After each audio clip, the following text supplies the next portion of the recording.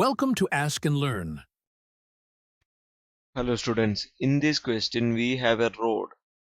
So this is the road which is like this, and we are throwing clay at this road. Okay, and it will stick at a point which is 35, right, 35 centimeters from the axle. And this road has a length of the road is equal to 90 centimeters. Mass of the road is equal to 300 grams. So mass of clay is given as 50 grams. And now we need to find out the first part, which is angular momentum. So angular momentum for a clay being thrown here, the rotational velocity, right? Rotational velocity times the mass will be the angular momentum for a ball of clay.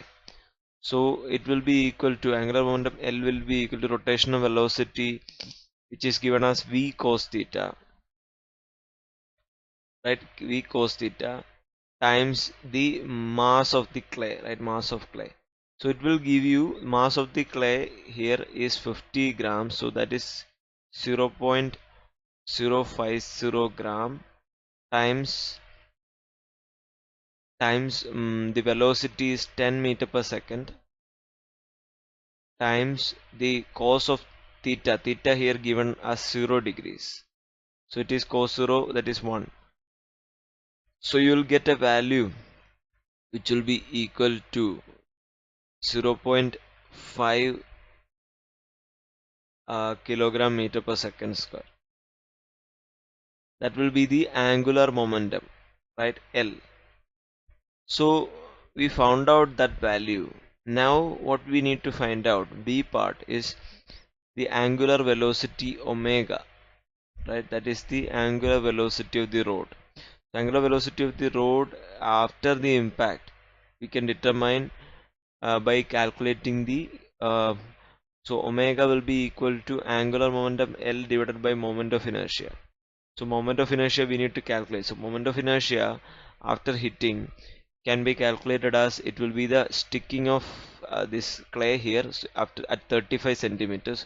So it will be equal to 1 by 12th of mass of the road, that is equal to 0.3 kilogram times length, which is 90 centimeter, that is 0.9 meter, the whole square, plus or minus m, which is m of clay, that is 50 grams, 0.05 grams, times the length with which it is placed, so that is 0.35 the whole square. So that will be the moment of inertia. So moment of inertia will become is equal to 0.014125. That will be the moment of inertia. So omega will be equal to 0.5 divided by 0.014125. So angular velocity will be equal to 35.39 radian per second. That will be the angular velocity. Okay. So we found out the angular velocity. Now the third thing we need to find out is after the road had turned 180 degrees, the linear velocity we need to calculate. So the linear velocity v, let's calculate v, is equal to angular velocity omega times perpendicular distance r. So omega is equal to 35.39 times perpendicular distance is 0.35, that is 35 centimeters, that is given. So that will be equal to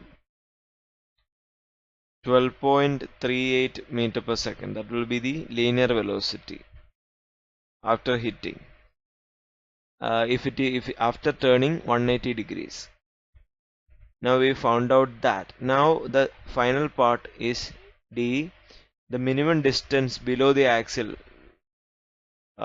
which the impact of the clay would cause the road to spin 180 degrees in the opposite direction, is determined by distance r. Let's call it r is equal to angular momentum L by angular velocity omega.